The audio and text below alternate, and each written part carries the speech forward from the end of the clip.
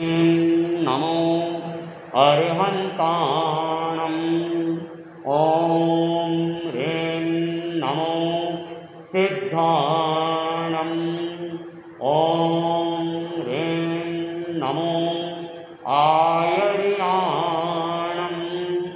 ॐ ह्रीं नमो उवध्यायाणम् ॐ ह्रीं नमो लोये सत्व साहूणम् एषु पञ्चनमुकारो सर्वपावपणासनो मङ्गलानं च सर्वेशं परमं हवै मङ्गलं परमं हवै मङ्गलम्।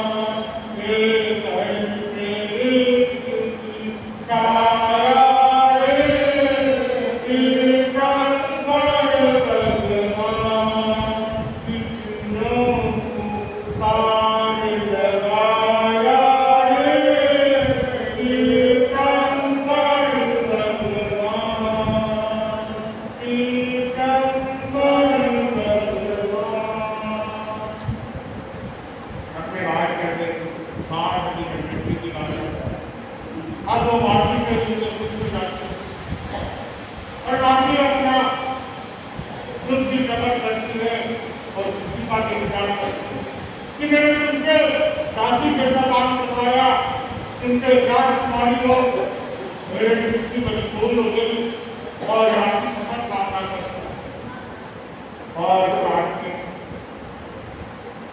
उनके मोटा जो महाराज थी वो भी राज्यों को कहते हैं जाओ राजकुमारी को तैयार करके जाओ। आज उसमें 16 श्रृंगार राजकुमारी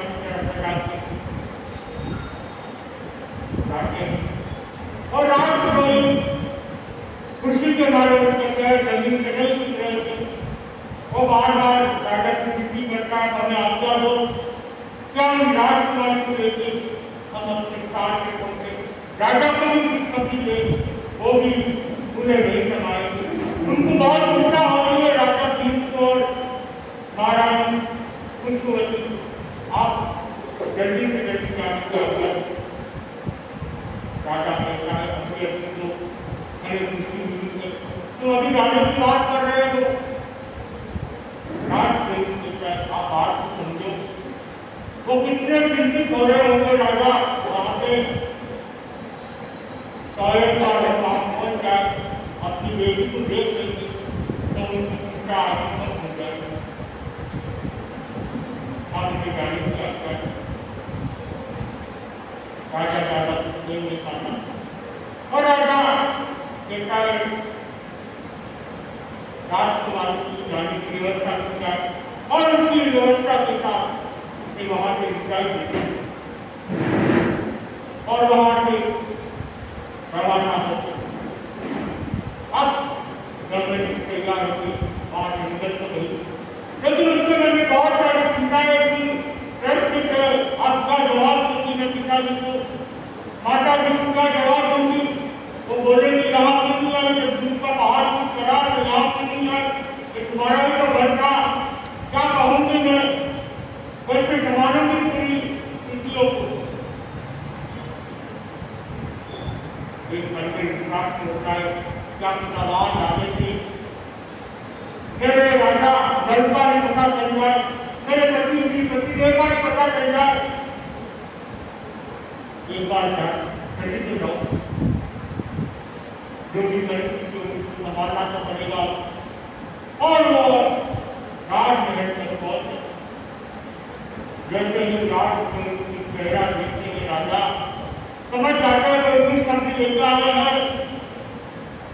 राजा उसके यहाँ आ गए, क्या खुशखबरी लाए हो, मेरी बेटी दादा सिंह को क्या।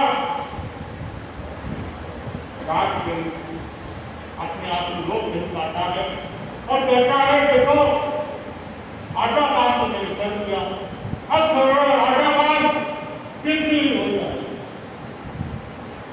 क्या खुशखबरी लाए हो। राजा खुशखबरी तो लाया नहीं हो, मेरे साथ में आपकी बेटी को ही लेके आया एक दिन के।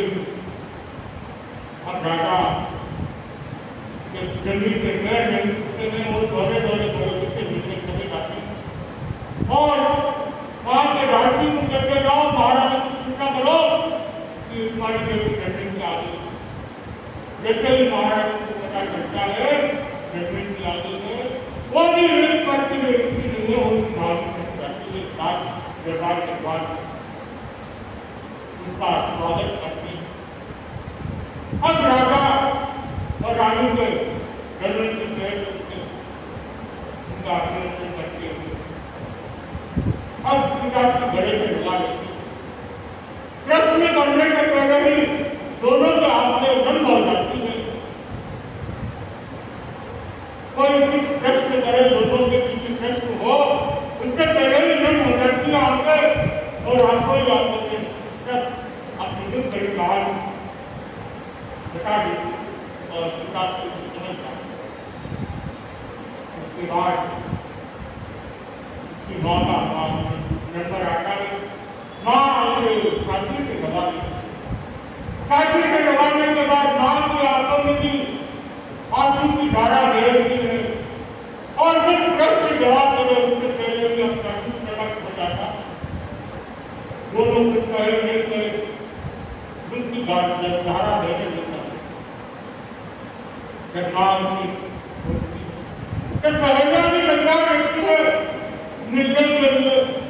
सहरिया के घेर रहती है और सहरिया पूछती है इतने साल कहाँ थी, हम तो भूल ही गई। एक सहरी कहती है हाँ तुम्हारी भी याद आएगी, महाराजा ने तुम्हारा इतना ध्यान रखते इतना प्यार करते हैं, हमें भी याद करोगी तुम। और बोलती है कितनी दुखी हो गई है, क्या तुम्हें खाने को नहीं देता है क्या महाराजा? किसी बोलती नहीं नहीं तुम्हारी विजय बहुत प्यार करते हैं, इस प्यार में दुखी हो गई है।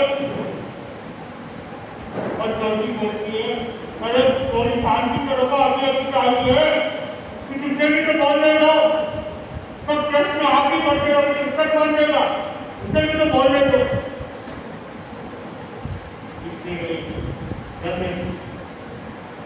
किसी बात की बात नहीं है, सब एकदम स्पर्श कर देती है, कह देती है हम वन समझ लीजिए कई रात मुझे वन में छोड़ती तुम्हारे विचार कहाँ चलेंगे बता दो, आज तक मैं भूल रही हूँ। धीरे नाटक के कोई समाचार नहीं, कोई संदेश मिला, कुछ नहीं। राजा और उनकी माँ दोनों ये बात सुन रही थी और मन ही मन के बेटी के ऊपर इतना बड़ा दुख का पहाड़ चुप करा, लेकिन कभी बेटी हमारे पास आती है ये नहीं कहा कि मैं बहुत दुखी हूँ।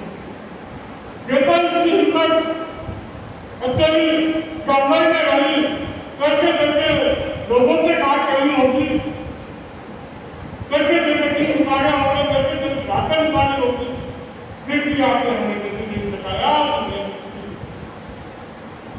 इतनी हिम्मत नहीं हमारी बेटी। इसकी बात बनते छोड़ते ही दोनों पिता और माता और इधर सहरिया कहती है तो क्या हुआ, बंदे तुम्हें खाने को नहीं मिलता था, कितनी कमजोर हो गई है तुम। खाने के लिए तो बहुत था वहां पे, और वहां के लोग आदिवासी लोग नगर के लोग अतिथि को बेटा समझते थे और मुझे इतनी सेवा करते थे, मेरी इतनी सेवा करते थे और खाने के लिए और दूर की बात है और सब्जी निकाल के देते थे मेरे घर में। इतनी भावना होती थी उन लोगों की।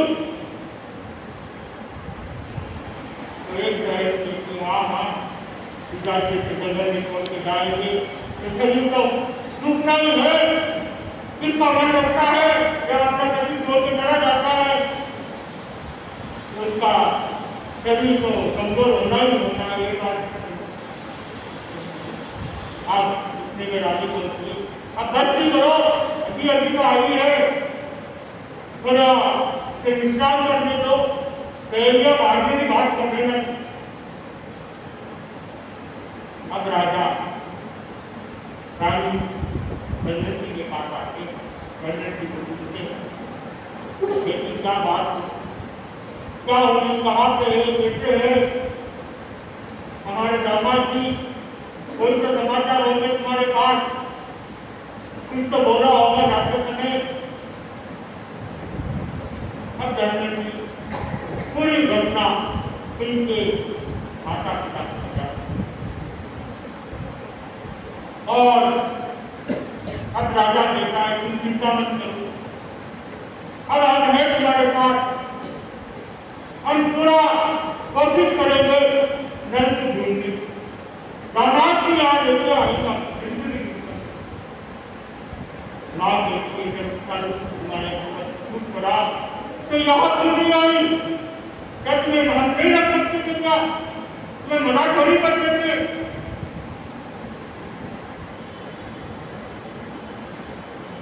माँ को कहती है माँ मैं ही इतनी दुखी थी तो तुम्हें इधर आके वो तुम्हें भी दुखी करना नहीं चाहती थी, इसलिए मैं इधर आना मुझे अच्छा नहीं लगा। और अभी तो राजा ने कहा ही कहा मेरे को कि तुम्हारा एक रास्ता पियर की ओर जाता है, एक विकास की ओर जाता है, जहाँ जाना चाहते हो तुम जा सकती हो। लेकिन मैंने सोचा ससुराल में तुम्हारे बिना तो मेरी कोई गर्मी पियर मैं तुम सबको दुखी करना नहीं चाहती, इसलिए मैं आई हूँ। और बेटी पियर ने 2 साल तक शादी के बाद लंबा रहे बेटी का मूल्य नहीं रहता। माँ ये दोस्त नहीं दिया। आप बेटी की ये बात माँ की रात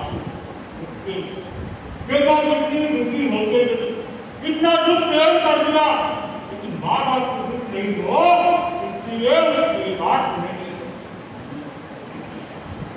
और आज का जमाना ठीक हो जाए, जहाँ कुछ बोलो नहीं, उससे पहले पियर वालों को पता रहता है कि सासू माँ ने ऐसा बोला है। एक सेकंड की बात है, कुछ सुनाया नहीं, पियर वालों के साथ समाचार कौन भी जाते हैं। और उस जमाने में चाहे कुछ भी हो जाए, प्राण चले जाए, लेकिन पियर वालों को बताना मैं देखते भी हूँ, कहता भी है, यही लेना यही पीना यही मरना। आज के चले तू नहीं तेरा लड़का दूसरा कोई रोज तैयार रहता है, तुम्हारी मना कर बस लड़के बहुत तैयार रहते हैं। आज कल के शादी के खिलौना हो गया है, 1 नहीं 2 नहीं 4 भी कर लेते हैं। और उस जमाने में ऐसे ही मत जाते थे, चाहे 4 दिन की विधवा हो चाहे 80 साल की विधवा हो, वो ऐसे ही मर जाते, शादी का नाम ही नहीं लेते, न पियर जाने का नाम लेते। और अपनी पूरी घटना सुनाई की बात राजा पूरे आसपास के राज्य को बुलाता, सबको अपने दामाद को ढूंढने की बात रखता है। आसपास के राजा भी अपनी पूरी सेना लगा देते हैं। और राजा शहर के अंदर आने जाने वाले कोई भी शहर में कोई भी आओ, उनकी पूरी जानकारी करता है। और यहाँ से कोई बाहर जा रहा है, उनकी भी पूरी जानकारी करता है कि कौन आ रहा है कौन जा रहा है। कभी ना कोई सुराग मिल जाए, कहते जहाँ उम्मीद होती है, जहाँ होती है वहाँ तो राह मिल जाती है। एक व्यक्ति आता है व्यापार के लिए बाहर हुई, और उसे पूछा जाता है तुम कहाँ से आए हो, कहते हैं अमुक गाँव से आया, हमारे शहर में बगैर राजा का आदेश से तुम यहाँ नहीं कर सकते, तुम पहले राजा से मिलो, राजा तुम्हारे प्रश्न करेंगे, उसके बाद ही तुम यहाँ व्यापार करो। ठीक है, इतनी बजे आना है रात में, तो रात में आगे पहुंच जाता है। राजा पूछता है कहाँ से आए हो, अमुक शहर का गाँव नगर का खास शहर से आया, उस राज्य से आया। क्या तुम राजा गढ़ को जानते हो? कोई राजा नहीं। क्या तुम्हारे शहर में कोई नया व्यक्ति आया है? क्या भी तो कोई आया होगा, कोई नया व्यक्ति कोई नाम करके या कोई अच्छा सुंदर किसी लड़का तुम्हारे यहाँ आया है? ऐसा तो कोई आया। हाँ, कुछ दिन पहले एक व्यक्ति आया था जो वो राज्य में राजमहल में बावर्ची का काम करता है, खाना बनाने का काम करता है, और वो राजा के लिए खाना बनाता है। कहाँ से आया था, उसका क्या नाम है, कहाँ से आया हो तो पता नहीं। खाना बहुत अच्छा बनाता है, उसमें 2 पढ़ाए हैं, एक तो खाना बनाना, एक उसकी कढ़ाई, और दूसरा जो अपनी इतनी घोड़े की इतनी तेज रफ्तार से कुछ भी घंटों में कहाँ से कहाँ पहुँचा देता। ये 2 पढ़ाए हैं, लेकिन उसकी इतनी पिछली हुई है, वो बीमार रहता है। राजा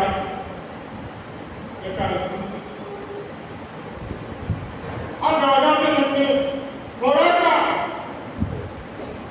जिज्ञासा हुई, तो पूछता है राजा वो कहाँ से आया था, वो तो पता है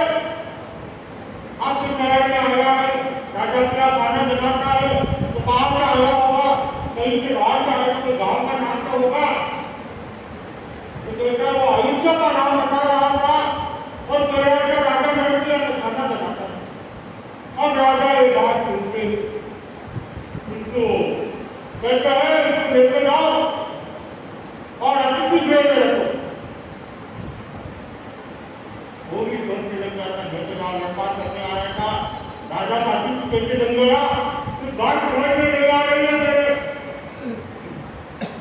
और वो राजा अपनी का भाग के जाता है रानी के पास, रानी को कहता है देखो ये बावर्ची आया है, जो राजा मिल के आगे खाना बनाता था, अब अमुक जगह खाना बनाता है। तो रानी कहती है देखो जनरल जी से बात करनी पड़ेगी, इसे पता होगा कौन सा बावर्ची जानता थी, वो तो जानती होगी। और वो जनरल जी के पास कौन जाती है, रानी जाती कहती बेटी एक खुश सफर का लेके आई, संदेश लेके आई। गन्ने की भूमिका हुआ, पता चल गया राजा जन कहाँ है, मेरे पति के कहाँ है, तो ये तो पता नहीं चला। तुम्हारे यहाँ कोई बावर्ची था अयोध्या में जो खाना लगाता था, वो यहाँ आया, उसका संदेश कोई लेके आ गया। अब ये बात मुझे उससे मिलना, रानी के लिए करो मेरी बात चलती। अब इस व्यक्ति से अठारह लड़के रानी तब राजा कहता है कि देखो मैं तो ज्यादा कुछ जानता नहीं बावर्ची के बारे में, और उसके दो पढ़ाए हैं, एक तो खाना बहुत अच्छा बनाता है, दूसरा घोड़ा बहुत तेज चलाता है, कुछ घंटों में वो कहाँ से गाँव होता है। गन्ने की सोचता है यही घर है और वही नहीं है, यही मेरा पति है, पिताश्री माताश्री वही मेरे, और पिताश्री और माताश्री कहते हैं अब उसे जवाब दिलाना कैसे दिलाया जाए। अब ये योजना बनाते हैं इसे रानी बुलाने की, एक राजा के घर से किसी बावर्ची को यहाँ से जवाब बुलाना इतना आसान काम नहीं, बहुत कठिन काम। तो आप देखते हैं आगे कैसी योजना बनाते हैं और कैसे यहाँ के बावर्ची को यहाँ बुलाते हैं, इसी के साथ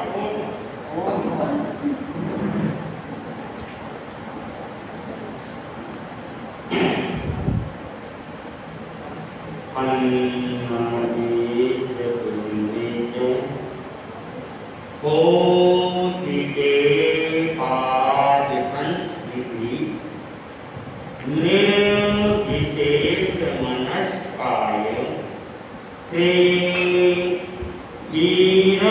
स्वामी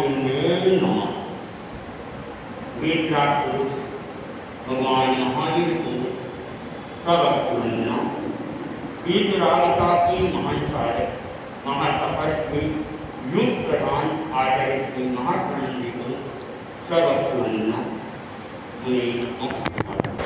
उपस्थित श्रावक श्राविका सब उत्तरार्जन सूत्र का 29वां खंड सम्यक्त्व पराक्रम, जिसमें भगवान से जिज्ञासा की जा रही है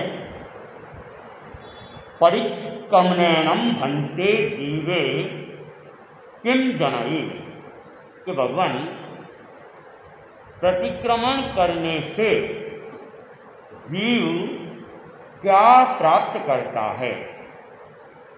समाधान की भाषा में भगवान फरमा रहे हैं परिक्रमणेनम वया चिद्दायी पीये ही पीय वय चिद्दे पूर्ण जीवे निरुद्ध सवे असबल चरित्रे अत्तसु पव्यन मायासु उव उत्ते अकुहत्ते सुपणिहीये विहरई, कि प्रतिक्रमण करने से व्रत के छेदों को ढक देता है।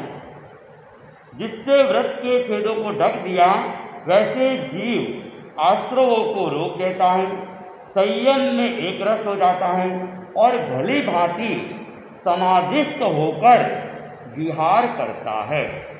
तो प्रतिक्रमण के बारे में बताया जा रहा है कि प्रतिक्रमण करने से क्या होता है। तो प्रतिक्रमण हमने जो नियम लिए उन नियमों में अगर कोई दोष लग गया है तो एक तरह से उन दोषों के कारण से नियमों में छेद हो जाते हैं। प्रतिक्रमण करके उन छेदों को भर दिया जाता है, एक बात। और छेद को भरने से आश्रव रुक जाता है, क्योंकि छिद्र होते हैं तो कर्म आते रहते हैं। कर्मों के आने का नाम है आश्रव। और जब छेद भर दिए जाएंगे तो आश्रव की प्रक्रिया वह रुक जाती है और संपर्क की स्थिति में आ जाती है। दूसरी बात कि जिसके कारण से दोष लगे हैं, तो हमारा जो चारित्र है वह चारित्र धब्बे सहित हो जाता है। प्रतिक्रमण से वह धब्बा मिटा दिया जाता है। और धब्बा मिट जाता है तो व्यक्ति के भीतर जो एक गलती के कारण से, दोष के कारण से असमाधि पैदा हुई होती है, वो असमाधि भी समाप्त हो जाती है और वह समाधि का, शांति का अनुभव करता है। तो ये प्रतिक्रमण के लाभ है कि प्रतिक्रमण करने से व्यक्ति समाहित हो जाता है, समाधिस्थ हो जाता है, मानसिक रूप से शांति को प्राप्त कर लेता है। तो प्रतिक्रमण ये जैन साधनाचर्या का एक विशिष्ट और पारिभाषिक शब्द है। इस शब्द का प्रयोग जैन परंपरा में विशेष रूप से हुआ है। अन्य जगह इस शब्द का इस रूप में प्रयोग विशेष रूप से संभवतया नहीं हुआ। तो प्रतिक्रमण का जो शाब्दिक अर्थ है क्या है? हाँ, वापस लौटना। कहाँ से? पालतू गए थे, बाड़मेर वापिस आ गए, जोधपुर गए थे, हाँ, तो हाँ, हाँ, घर लौट आना। भवन गए तो भवन में नहीं, घर लौट आना। यानी कि हम नियमों के कारण से अपनी आत्मा में अवस्थित थे, आत्मा रूपी घर में अवस्थित थे, लेकिन दोष लगने से हम अपने घर से बाहर चले गए। हमने क्या कर लिया? लक्ष्मण रेखा का उल्लंघन कर लिया। जो लकीर हमने नियम की खींची थी, उस लकीर का अतिक्रमण कर दिया है, उस रेखा से बाहर आ गए। हम आत्मस्थ थे, वो अब आत्मस्थ नहीं रह के हम परस्थ हो गए। तो पुनः लौटना, अपने आप में लौट आना, अपने घर में लौट आना, अपने नियमों में लौट आना। जो नियम लिया था, जहाँ कहीं दोष लग गया है, उस दोषों को शुद्ध करके कहाँ आना? अपने घर आना। आचार्य महाप्रभु जी ने एक गीत भी लिखा था, आए आए हम आए अपने घर आए। तो जब हम अतिक्रमण करते हैं तो अपने घर से दूर हो जाते हैं। तो प्रतिक्रमण यही है कि जो अतिक्रमण हुआ है उसको पुनः प्रतिक्रमण करे, दोष की शुद्धि करे। तो वापिस लौटना, अपने घर में लौटना, अपने आप में लौटना, अपनी आत्मा में लौटना, अपने नियमों में लौटना, यह है प्रतिक्रमण। और जैन साधना पद्धति के अंदर इसका विशेष महत्व है, क्योंकि छद्मस्थता है। श्रावक हो चाहे साधु, श्रावक तो छद्मस्थ है ही है, प्रमादी है ही है। साधु भी जब तक छठे गुण स्थान में है तब तक प्रमादी है। प्रमाद में रहता है और प्रमाद में भूल होती है।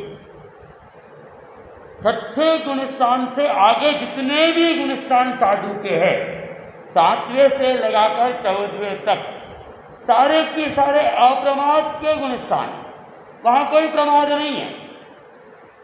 जब तक 7वें गुणस्थान में नहीं रहते हैं या 7वें से ऊपर नहीं रहते हैं तो फिर प्रमाद की संभावनाएं बढ़ जाती।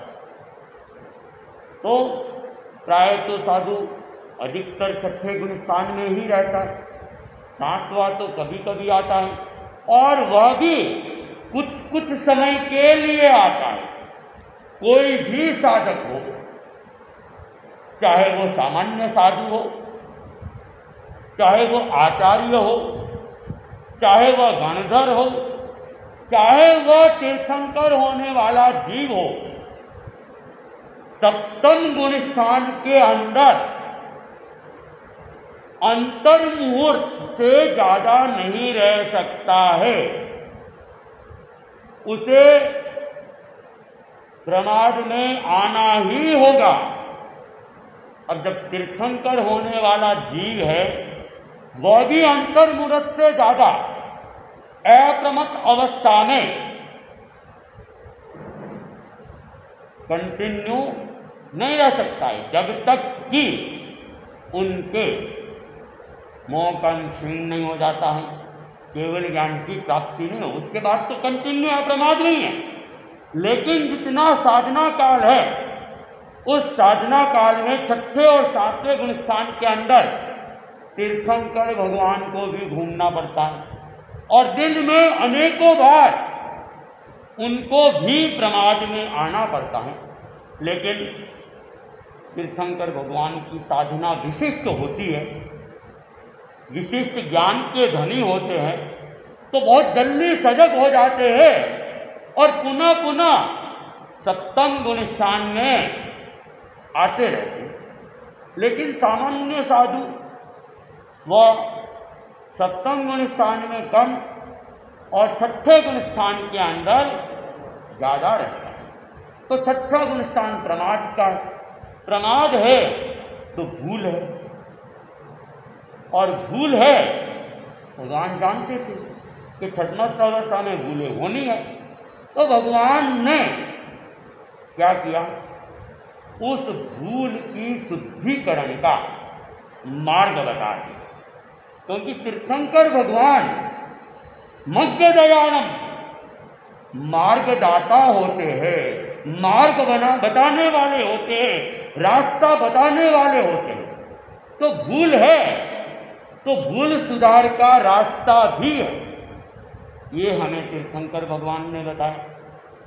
वर्तमान के अंदर जितनी भी जैन परंपरा है, दिगंबर हो चाहे श्वेतांबर हो, उन सब के लिए भगवान ने 2 समय प्रतिक्रमण का विधान किसने किया?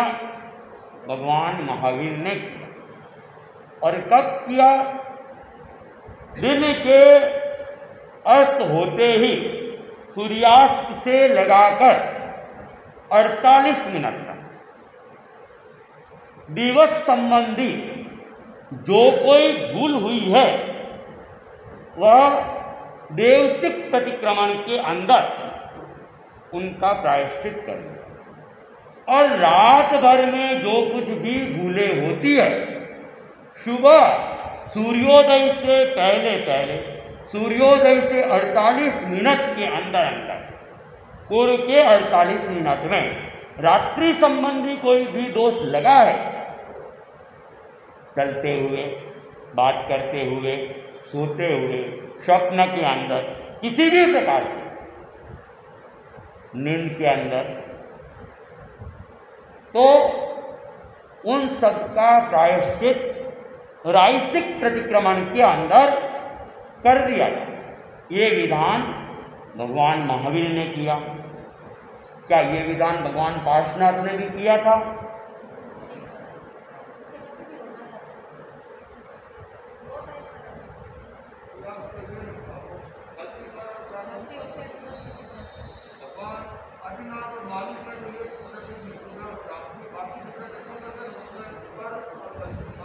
हाँ, बिल्कुल ठीक है।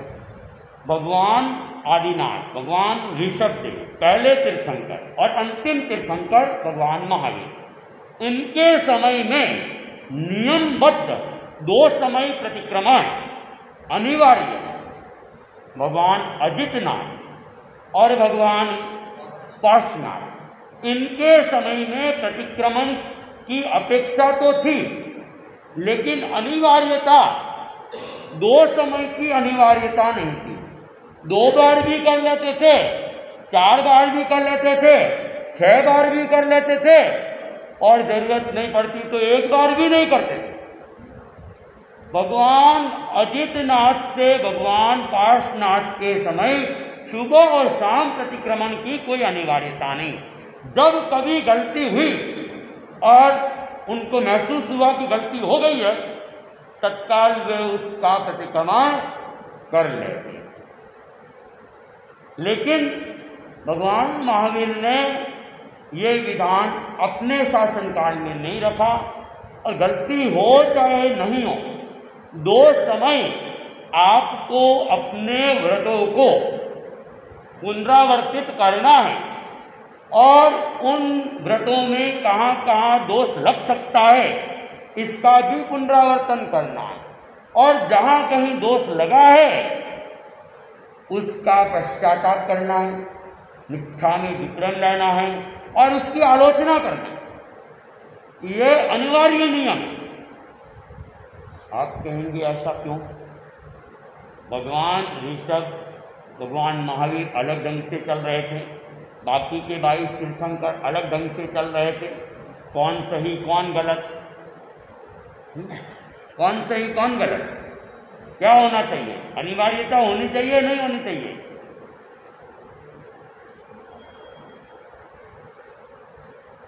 ऐसा है, आचार्यों के लिए हम अनेक बार, वर्तमान आचार्य श्री महाश्रमण जी के लिए भी हम युग प्रधान शब्द का प्रयोग करते हैं। आचार्य महाप्रज्ञ जी, आचार्य तुलसी के लिए भी युग प्रधान शब्द का प्रयोग करते हैं, और ये पदवी उनको इसलिए दी गई कि आचार्य युग को जानने वाले होते हैं, समझने वाले होते हैं, और युगानुरूप अपने धर्म शासन को चलाने वाले होते हैं। हर युग की अपनी अपनी पद्धतियां होती हैं। भगवान महावीर का युग अलग था, आचार्य भिक्षु का अलग युग था, आचार्य तुलसी का युग अलग था। और अगर एक ही जैसी साधना पद्धति हर युग में, तो ये संभव नहीं हो। तो ठीक वैसे ही तीर्थंकर तो युग प्रधान से भी ऊपर उठे हुए होते हैं, और वे तो विशिष्ट ज्ञानी होते हैं। तो भगवान ऋषभ का जो युग था वो अलग था। 22 तीर्थंकरों के समय का युग अलग ढंग से चल रहा था, और भगवान महावीर का जो युग है वह अलग था। और इस युग की परंपरा को केवल हम जैन लोग ही नहीं मानते हैं, सनातन परंपरा भी युग को अनेक अनेक रूप में अंतर मानते हैं। सतयुग, कलयुग, त्रेता युग, तो सब युग की अपनी एक अलग सिस्टम रहता है। तो भगवान ऋषभ का जो युग था, उस समय के जो मनुष्य थे, मनुष्य तो हमारे जैसे ही थे, उनके भी 2 आंखें थी, 2 कान थे, एक ही नाक था, मुंह भी एक ही था, 2 मुंह वाले नहीं थे, 2 नाक वाले भी नहीं थे। मनुष्य तो हमारी तरह ही थे, लेकिन शक्तिशाली महापुरुष थे। लंबाई वगैरह में तो अंतर भी था, लंबाई में, शक्ति में अंतर था, लेकिन आकार तो हमारा ही था, उसमें कोई फर्क नहीं है। लेकिन बुद्धि में फर्क था, बुद्धि में फर्क था। हम भी देखते आए, आज से 40-50 साल समय के बच्चों को देखो, आज के बच्चों को देखो, बहुत अंतर है। हम तो जैसे आज के बच्चों को देखते हैं तो हम तो भोले के भोले रह गए थे, मूर्ख के मूर्ख रह गए थे। और आजकल का तो बच्चा कहता है ये नहीं, ऐसे कपड़े चाहिए, वो चाहिए, वैसे चाहिए, मोबाइल को हैंडल कर लेता है। और हम लोग तो शायद बिल्कुल ना समझ जैसे थे। आज का बच्चा तो अप टू डेट रहता है, और हम लोग तो स्नान भी बड़ी मुश्किल से करते थे, हाँ, वो भी जबरदस्ती करवाई जाती थी। तो इतना उस समय का और आज के बच्चों की बौद्धिक क्षमता देखे, बहुत सारे लोगों की, हो सकता है बहुत सारे आप लोगों में अच्छे विद्वान बुद्धिमान रहे होंगे, मैं तो नहीं था, बड़ा ही था। और तो भगवान ऋषभ के युग के जो लोग थे वे भोले थे, उनको ऋजु प्राज्ञ कहा गया, ऋजु जड़ कहा गया। तो ऋजु जड़ सरल थे लेकिन बुद्धि जड़ थी, जितना बता दिया जाता था उतना वे कर लेते। उससे ज़्यादा उनके आज भी अनेक लोगों को देखते हैं, घरों के अंदर अनेक नौकर वगैरह होते हैं, आप उनको जितना काम कहोगे उतना वो कर लेगा। अपना दिमाग जैसे उनके पास में है। बहुत सारे अपने परिवार के सदस्य भी हो सकते एकदम भोले होते हैं। विज्ञान की भाषा में आज के जो बौद्धिक क्षमता की जो पैरामीटर है उनमें उनको IQ, UQ जो टेस्ट करते हैं उनमें उनकी कैटेगरी दी जाती है। एक 40 साल का बच्चा आदमी है लेकिन बौद्धिक विकास उसका 10 साल के बच्चे के बराबर है, 16 साल के बच्चे के बराबर है। वो कितना पीछे चल रहा है, अलग अलग उसको नापने के पैरामीटर चलते हैं। तो भगवान ऋषभ के युग के जो लोग थे सरल तो थे लेकिन जड़ बुद्धि थी, जितना कहा उतना कर रहते थे, उससे ज़्यादा उनके समझ में नहीं पड़ता था, दिमाग भी नहीं लगाते थे। इसी का परिणाम भगवान ऋषभ को भुगतना पड़ा। जड़ बुद्धि तो वे थे और परिणाम किसको भुगतना पड़ा? उनके गुरु को, उनके टीचर को। क्योंकि शिक्षा कौन दे रहे थे? ऋषभनाथ दे रहे थे, राजा ऋषभ दे रहे थे। ठीका बांधने की शिक्षा तो दे दी, ठीका बांध दिया, अब वे खाते नहीं हैं। और फिर आगे अरे वे तो रूठ गए, नाराज हो गए, खाना पीना छोड़ दिया, धरना दे दिया, अनशन पे आ गए। ऋषभ ने पूछा अरे वो ठीका खोला कि नहीं खोला? क्या आपने कब कहा था? आपने बांधने का कहा था, खोलने का कब कहा था? ऋषभ ने कहा अरे ठीका बंधा रहेगा तो हड़ताल की या नहीं की, हड़ताल अपने आप ही हो जाएगी। अरे ठीका खोलोगे तो खाएंगे ना, नहीं तो कैसे खाएंगे? तो उनको फिर समझाया जब खेतों में काम करो ठीका बांध दो ताकि खेत को नुकसान नहीं, जब खाना पीना करवाना हो ठीका खोल दो। तो उनकी बुद्धि जड़ बुद्धि, सरल थे लेकिन जड़ता वाले। और भगवान अजितनाथ से पार्श्वनाथ के जो लोग थे वे प्राज्ञ, ऋजु प्राज्ञ, सरल भी थे और बुद्धिमान भी थे। क्या करना चाहिए, कैसे करना चाहिए, उनको इशारा दे दिया, उतने मात्रा में वे पूरी बात को समझ लेते थे। उनको खोल के समझाने की जरूरत नहीं होती थी। तो वे ऋजु प्राज्ञ थे, तो इसलिए उनके लिए नियमों की स्थितियां अलग थी। उस समय 4 मुहावरे चातुर्याम धर्म, भगवान ऋषभ भगवान महावीर में पंचयाम धर्म। हालांकि कोई फर्क नहीं है, दोनों एक ही है, लेकिन संख्या में अंतर बता दिया गया। क्यों? कि उनको ज़्यादा खोल के समझाने की जरूरत नहीं है, वे अपने आप ही चौथे और 5वें व्रत को एक साथ मान ले। तो इसलिए जो भगवान अजितनाथ से पार्श्वनाथ थे कि गलती हो जाए प्रतिक्रमण करें, सरलता के साथ वे अपनी गलती को समझ लेते, प्रतिक्रमण करके शुद्ध हो जाते। लेकिन भगवान महावीर के वक्रजल, वे तो ऋजु जल थे, सरल तो थे कम से कम, लेकिन वर्तमान के लोग क्या है, अपने आप को डेढ़ होशियार समझते हैं। जितनी जरूरत है बुद्धि की, उससे ज्यादा दिमाग लगा लेते हैं। नियम कोई बनाया जाता है तो गली निकालना तत्काल, अरे ऐसा नहीं, ऐसा तो कर सकते हैं। हमारे आचार्य श्री जब नियम बनाते हैं, इतनी शब्दावली को खोल खोल के बनाते हैं कि कहीं गली निकालने का अवसर मिले ही नहीं। तो वर्तमान के लोग त्याग भी लेते हैं और गलियां निकाल निकाल कर भी, तो इसलिए भगवान जानते थे कि आने वाला युग वक्रजल वाला है, तो वे हर जगह कहीं न कहीं रास्ता निकालने की कोशिश करेंगे।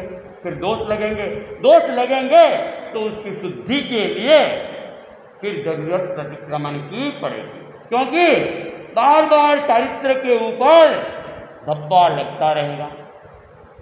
हम बाहर जाते हैं, कई बार गाड़ी आती है, पीछे उछाल लेती है, कपड़े के ऊपर दाग लग जाता है। क्या करेंगे? साबुन से, पानी से उसकी धुलाई करके उस धब्बे को मिटा देंगे। ठीक वैसे ही हमारी चारित्र रूपी जो चद्दर है, उसमें जो दोष रूपी धब्बे लगे हुए हैं, दोष रूपी जो कीचड़ लगा हुआ है, उसकी धुलाई एरियल से नहीं होगी, लिक्विड साबुन से भी नहीं होगी, आले से भी नहीं होगी।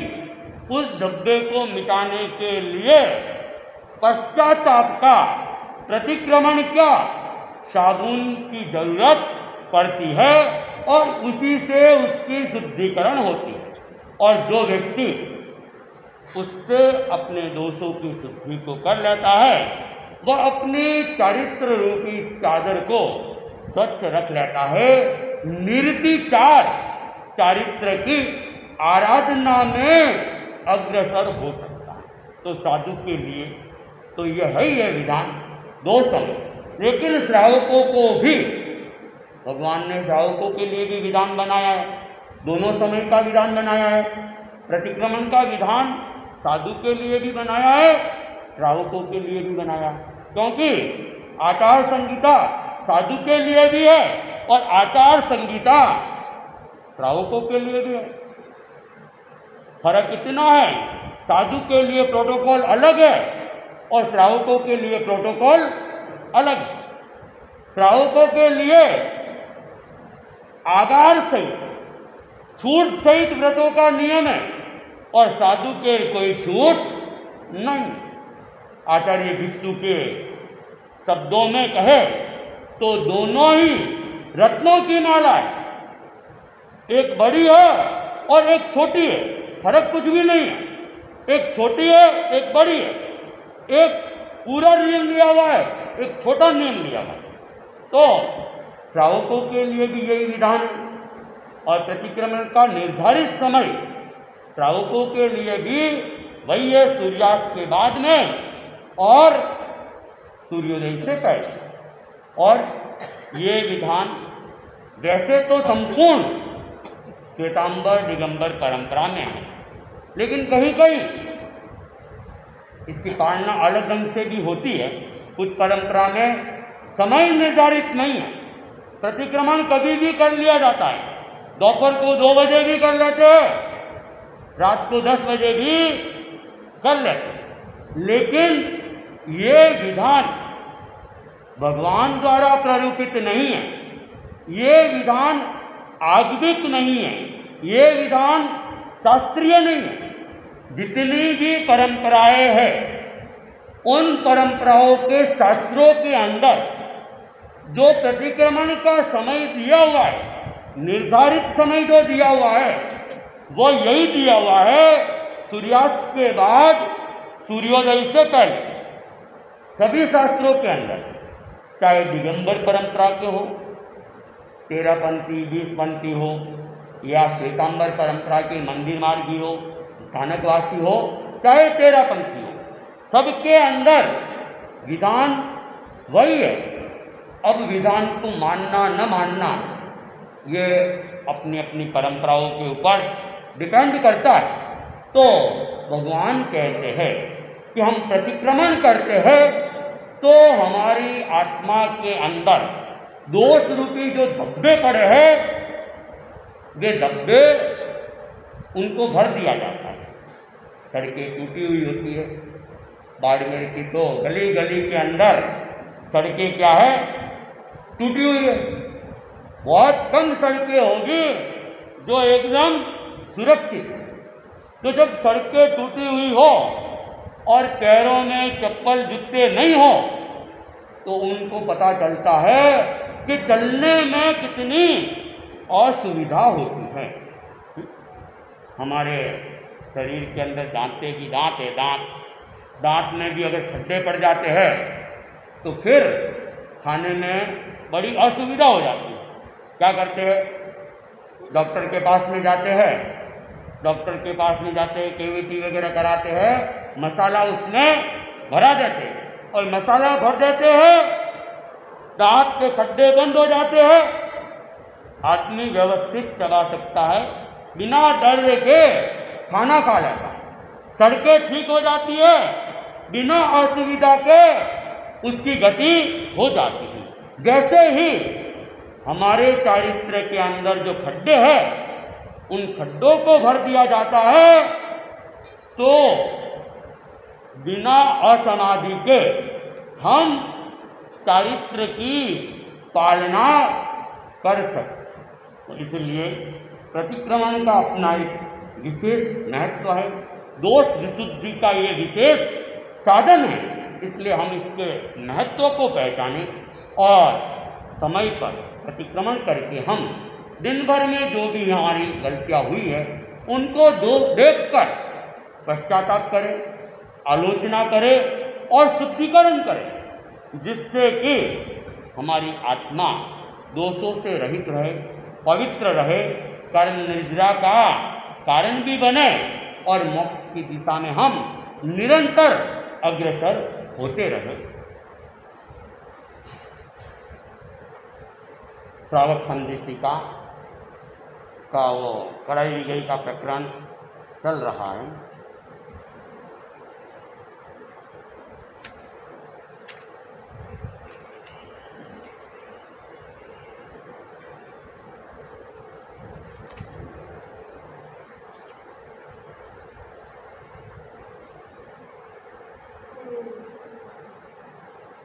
ये हो गया था सातू कांकरी मेथी का लड्डू हो गया था ना? चलो वापस बोल लेता हूँ। सातू कांकरी मेथी का लड्डू, लापसी व सीरा, ये वस्तुएं किसी भी रूप में निष्पन्न हो, चाहे वह गुड़ की हो या चीनी की हो, भले चीनी ऊपर से डाली गई हो या चीनी डालकर उसे गर्म किया गया हो, उस सबको मिठाई माने। चाहे नीचे से चीनी डाले, चाहे गैस के चूल्हे के ऊपर चीनी डाले, दोनों ही अवस्था के अंदर वो मिठाई की गिनती में जाएंगे। गुड़ के चावल को भी मिठाई माना जाए। मूल तरल वस्तु जो मिठाई नहीं माना जाए, जैसे जाजरिया, ये मक्की का जाजरिया, मक्की का सीरा, लैंगटा टाइप के जो होते हैं ना, मेवाड़ के अंदर जाजरिया शब्द का प्रयोग होता है, मेवाड़ के अंदर जाजरिया शब्द का, और ये मक्की का जाजरिया वहाँ कुछ ज़्यादा बनता है। अपने यहाँ आटे का लैंगटा कहते हैं, लैंगटा, रवि अलग होती है, लैंगटा कहते हैं ना। हाँ, तो जो गीला सीरा होता है, एक तो सीरे में पानी की मात्रा कम होती है और एक पानी की मात्रा जिसमें ज़्यादा होती है, तो वो लैंगटा टाइप का जो हो जाता है, जिनके चबाने में दिक्कत हो, दांत नहीं हो, तो उनके लिए वो ज़्यादा सुविधाजनक हो जाता है। तो मूल तरल वस्तु को मिठाई नहीं माना जाए, जैसे जाजरिया, चाय, कॉफ़ी, खीर, ये मिठाई की गिनती में नहीं है, खीर भी मिठाई में नहीं है। तो ऐसी कोई भी तरल पदार्थ है जो मीठा भी है लेकिन वह मिठाई की गिनती में नहीं। आइसक्रीम, चॉकलेट, टॉफी आदि तथा रबड़ी को मिठाई में गिना जाए। आइसक्रीम को मिठाई में गिनना, क्योंकि वो जम जाती है, टाइट हो जाती है। नाक में घी या तेल डालने से विगई नहीं लगती है। कोई विगई के त्याग है लेकिन नाक के अंदर वो बूंद डालते हैं। वैसे तो नाक का संबंध गले के साथ में रहता है, नाक कान और गले का संबंध एक। उपवास वगैरह में तो नाक में घी तेल नहीं डालना चाहिए, लेकिन विगई के त्याग वाले अगर कोई नाक में डालता है तो विगई में दोष नहीं माना है। मुरमुरे, फुल्ली, ममरे, दाल आदि का मुरुंडा यदि तला हुआ हो तो विगई माना जाए, और यदि सेका हुआ हो तो बिना विगई में माना जाए। ममरे वगैरह जो तलते हैं ना, अगर घी तेल में तले हुए हैं तो विगई में, और केवल वो रेत वगैरह में सेक देते, जैसे मूंगफली वगैरह को सेकते हैं, भूनते हैं, तो वह विगई में नहीं है। नमक के अंदर या रेत के अंदर जो तले जाते हैं, सेके जाते हैं, उनको विगई में मानने की जरूरत है। घी तेल का प्रयोग हुआ है तो विगई में माना जाए।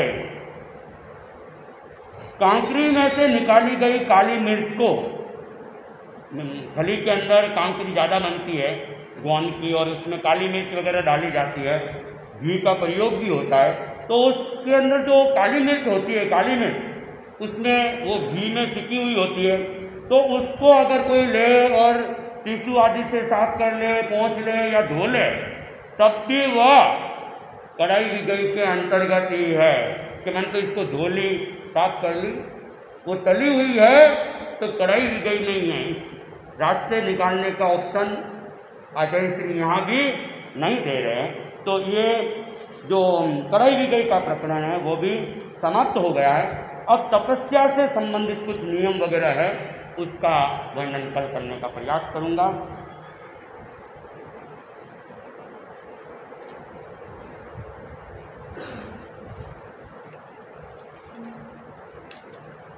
उपवास की बारी आज चौथ, श्रावण शुक्ल चौथ, अंजू साजेड़, निर्मला लूनिया आज के उपवास।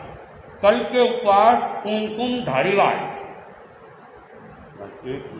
और आज का एकासन मंजूबाई चोपड़ा। कल का उपवास एकासन मंजूबाई चोपड़ा एकासन, और कल का एकासन प्रिया बोरड़। और जाप की बारी आज 28 तारीख प्रेमलता जी महनोत, और कल का जाप प्रिया बोरड़ 29 तारीख कल प्रिया बोरड़। आज का एक दिवसीय त्याग, आलू बुखारा खाने का त्याग है। उपवास का प्रत्याख्यान,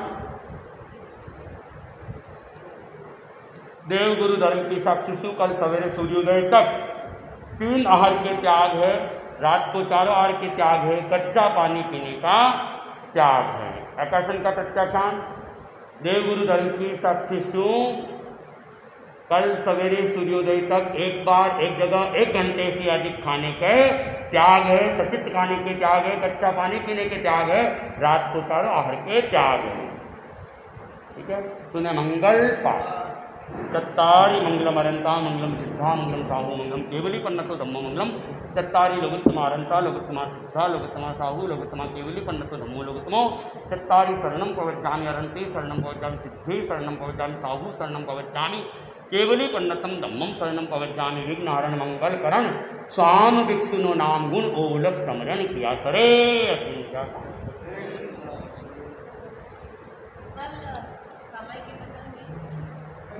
कल सामायिक की पचरंगी हो रही है, तो जिन भाई बहनों ने अभी नाम नहीं लिखा